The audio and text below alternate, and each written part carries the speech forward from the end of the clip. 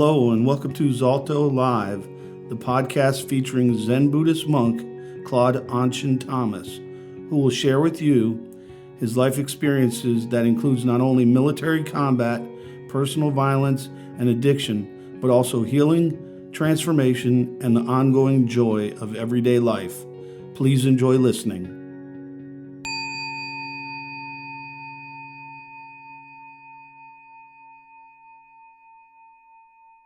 Question.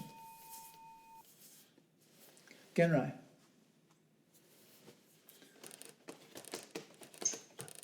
I heard that in different Zen circles, the practice of deep listening is actually not so common. Could you share a bit about the practice in our tradition, where it comes from and how it developed?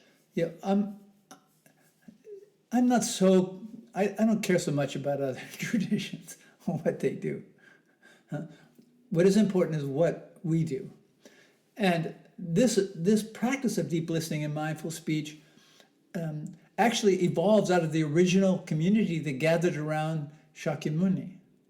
From the studies that I've done, what would happen is that during the day they would go off. First they would have their they'd have their alms rounds. And they would do that first thing in the morning. And then when they came back, they'd leave what they'd gathered. Then they would go off into the forest or into the jungle. And they would spend the day on their own, meditating, whatever that meant for them. And then they would come back together in the evening.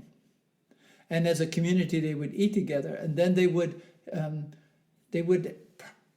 practice some semblance of deep listening and mindful speech. I will also say that there is a process within Native American tribes. This is where the talking piece comes from. It comes out of that tradition. And the first time I encountered a form of this practice was in the first monastery I lived and studied in. But what they were doing was kind of, it's not what we're doing. So yes, deep listening and mindful speech, as I introduce it here and encourage it here, comes out of that original community. Question. Oh, Kenshin. Thank you. My question is, after war and drugs, alcohol, how this feeling of being alive has changed? Oh,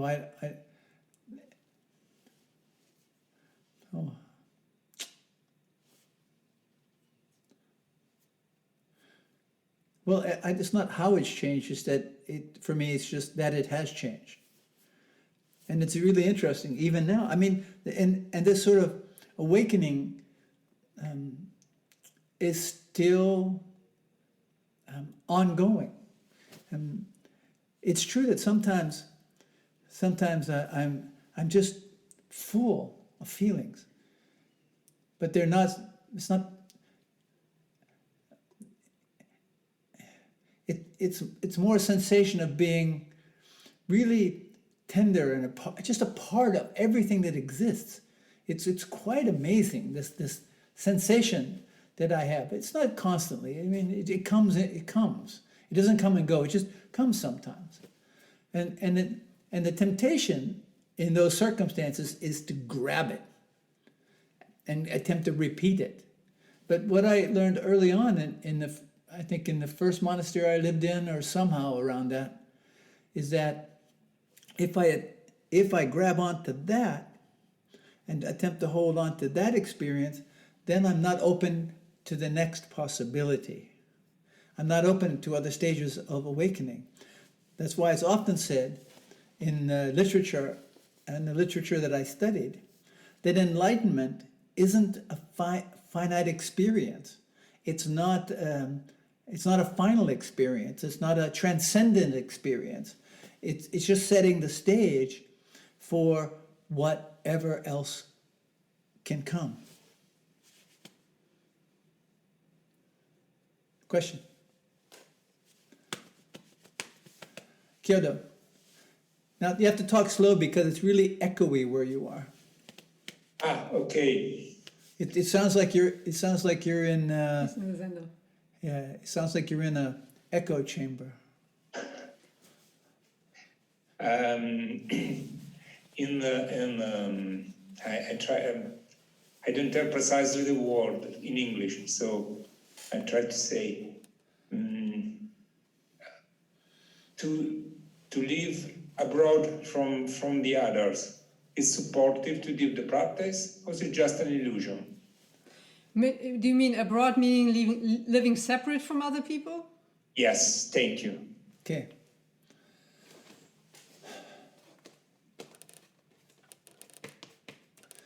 In a certain way, I'm never separate. So even though we are not physically together, we are together. When I look onto the screen, really, you're here with me. It's not a significant difference for me. I don't allow it to be well, let's say it doesn't appear as a significant difference to me. We are together. And in the same breath, we're not. And so I can only say in the way it worked for me, I spent maybe 10 years living alone, practicing alone, rarely interacting with other people.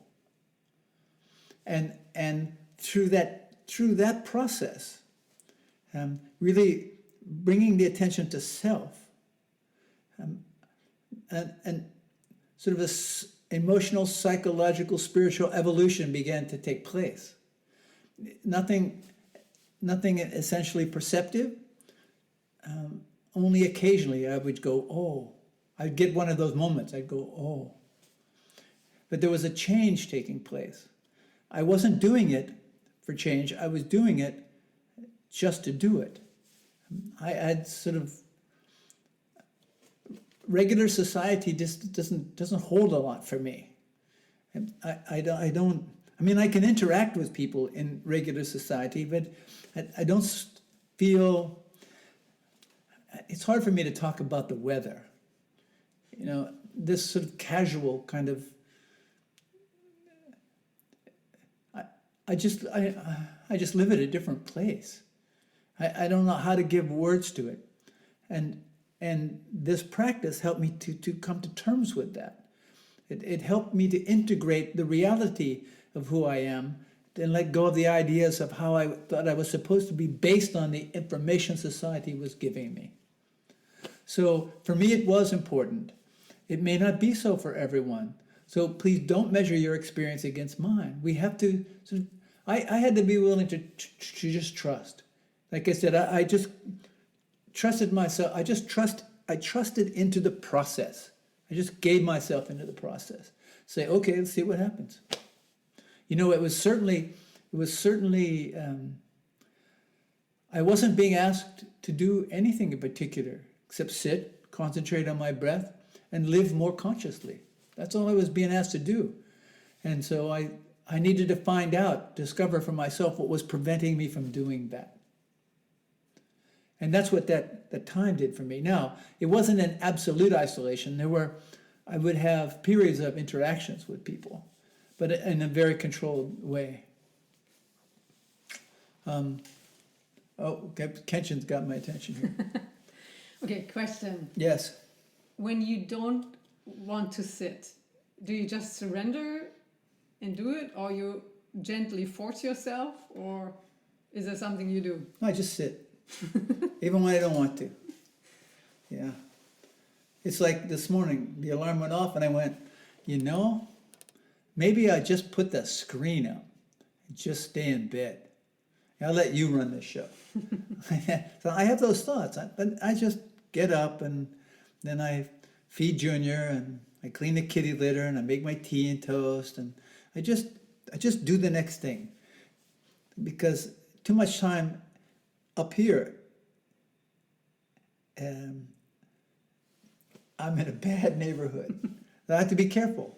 Also, I have to constantly remind myself all systems of thought are only guiding means. They're not absolute facts. And why would I abandon what has given me the opportunities that I have today? Why would I abandon that? Yeah. Nothing. I put nothing in front of this. Nothing. I'm here every Thursday. Yes, just a second. I'm here every Thursday, every Saturday, every Sunday. I'm here. It's an unwavering commitment that I have. Myoshin. Are you sitting on my bed? I'm sitting on a zabuton and zafu. Oh yeah, because that's usually where I sleep, isn't it? It's close, yeah. Very close. Yeah. Yes. How does Zen practice support you with living with chronic pain? Living with what? Chronic pain. Chronic pain? Yeah. Well, I'm in a much better place with that today than I was before I practice, because I live with chronic pain. But what it does is it taking care of self is good practice. So if I have something that's overwhelming, or if I have something that is really bothersome, like say if I have my neck was fractured in a helicopter crash in Vietnam, and so that condition is degenerating, and so I've always had chronic pain associated with that injury. But as Kenshin gets older, I don't get older here. No, that I begin to lose mobility, and it's problematic. When the weather changes, it's sometimes like I just want to take my head off and put it on the side, just give it a rest. But what I do is I go, okay, let me explore what can be possible to support me with this, other than just being conscious and being breath aware. So I don't just say, okay, I don't want to have this, so I want to get rid of it, and do whatever they say to get rid of it. How do I live in relation with this? This is the point. Yeah. Like I recently made a decision. I was sent to pain management, and the first thing they did was they injected me in 4 different places with a numbing agent on the nerve. And so I went through that, and it didn't really have that big an effect, and I sort of didn't like it. And then, so the next step, they wanted to actually inject cortisone right into the spinal column. But before that, I got approved to do acupuncture. So I'm not a big alternative medicine kind of person, but I thought, I'm going to give this a go, because I'd rather do this and have them sticking needles in my spine.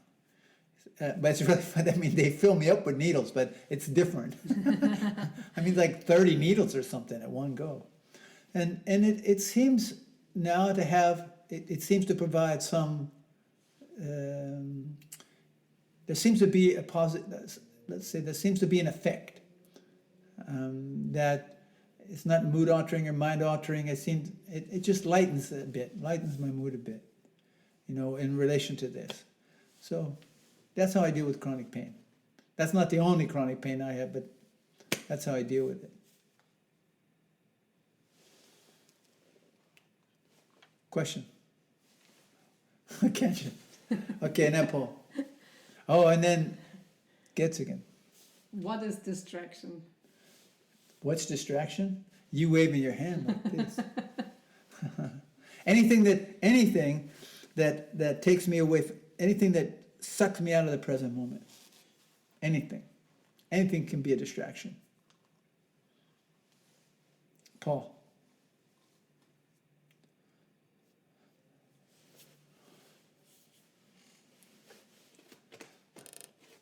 Thank you. You heard that statement, nothing ventured and nothing gained. What's your take on that? I think it's a good thing. That's my take on it. I trust into that saying. Nothing ventured, nothing gained. Now, that being said, I have to be cautious. I have to be at least sensible about what I'm venturing.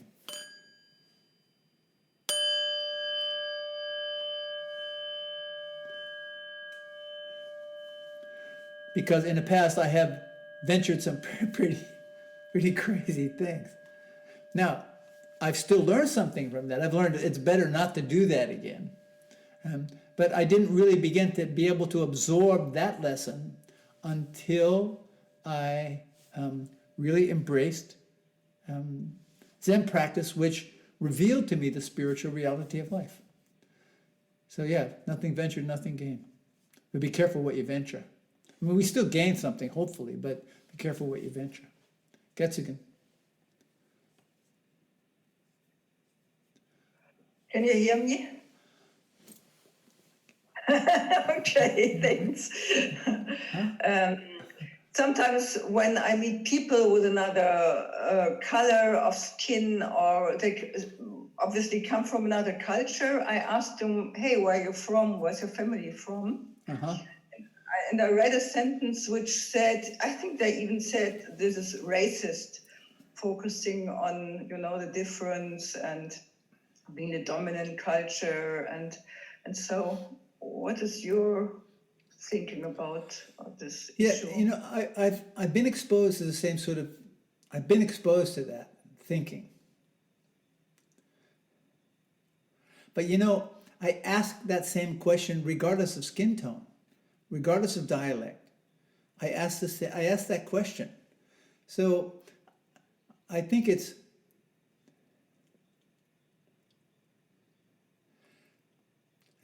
one of the first questions I ask, because I'm often in different environments, and so I'm curious. I have a certain curiosity about me.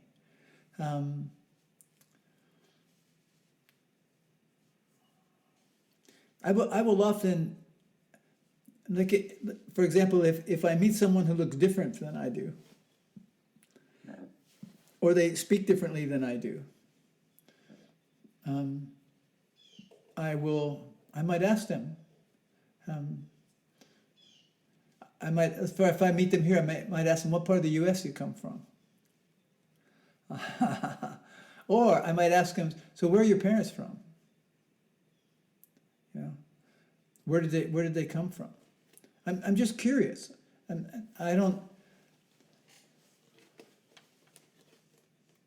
I guess it really depends on my motivation.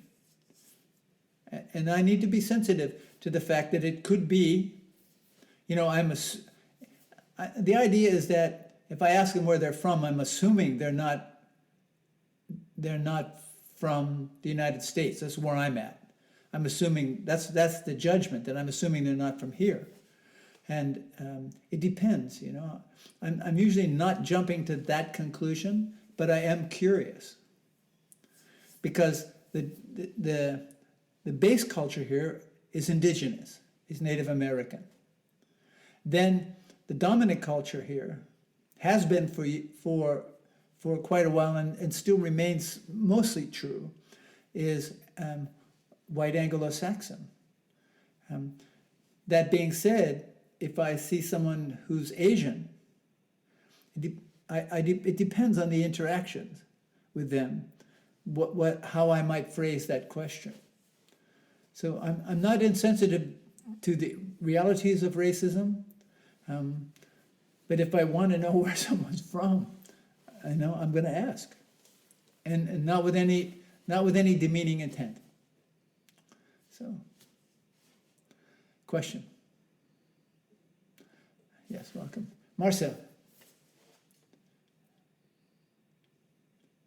When you have questions, and I mean big questions, where do you go? When I have big questions? Yeah, when you have big questions, where do you go? When you have big questions, like life, whatever, big questions.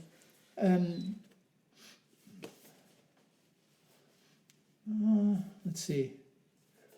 I usually go to the Indian restaurant. No, that's not true.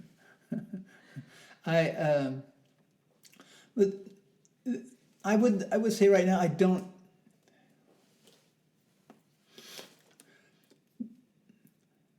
I have a circle of connections around me that I trust. I have a teacher that I trust. I have I have people close to me whom I trust, not many, but some close to me that I trust. And in the end, I'm the one who really has to, if I have a big question, I might interact with a couple people, but through that interaction, the answer comes, or clarification, rather clarification comes rather than an answer. And so it becomes a process for me. And sometimes, as I just begin to talk about things, the clarification just arrives as out of that conversation, or I might sit with it before I ask, before I begin to engage with people around a topic.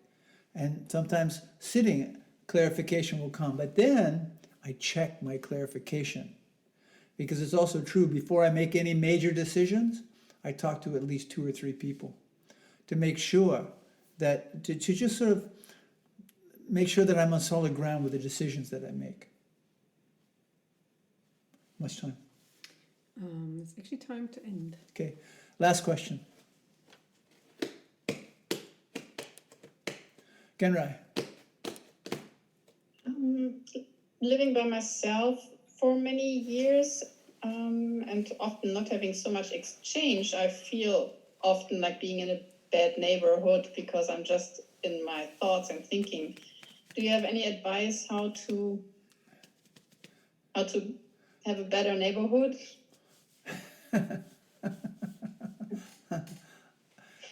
Well, you have to want to have a better neighborhood. But I would also look at you are not living by yourself. You may be alone. There may be no one in your immediate environment. But I have to look. I am not, even when I lived alone, I wasn't alone. And it's not like there were other people living there, but I wasn't alone. There are interactions I have constantly. And I need to pay attention to what I have rather than what I don't have. And even in that time when I was alone, when I was living, the 10 years that I was by myself, man, I had a cat, you know, and we had some intense conversations, the cat and I, and the cat is communicating to me all the time. So, and then there's my environment. I have the company of my environment. The things that make up my environment and how I care for them, how I pay attention to them, what they offer to me, what they don't, you know, what they offer to me, what I offer to them. So, in a sense, I'm never alone. Yes, I was by myself. I didn't have anyone else living in the space. Oh, it's not true. The cat was living in the space, but I wasn't. I never felt somehow. I just never felt alone. I mean, I think in the beginning that might be true, because I was accustomed to an idea of how I had to be healthy and safe and okay. Yeah. And I discovered that that wasn't true either. So time to bring this session to a close. Yes, Keith? Quick. Can you do it quick?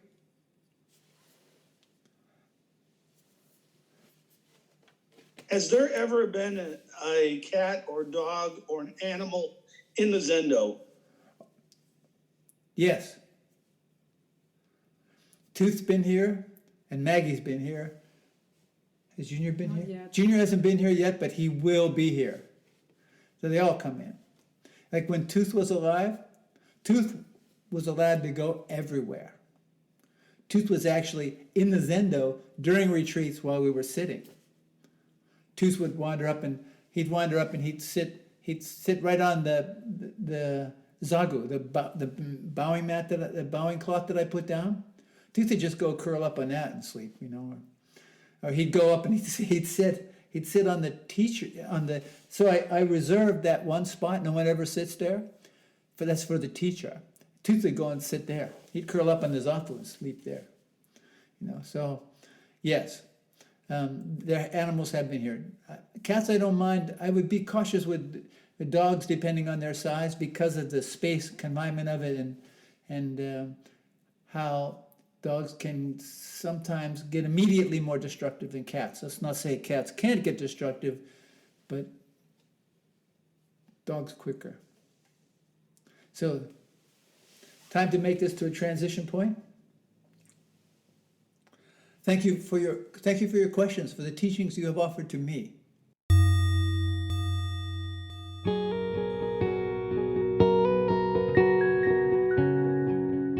Thank you for listening to this episode on ZalthoLIVE. If you would like additional information, please look at the show notes or visit zaltho.org. That's ZALTHO.org. Our work is made possible solely through donations, so please consider making a tax-deductible gift on our website. We wish you well and thank you.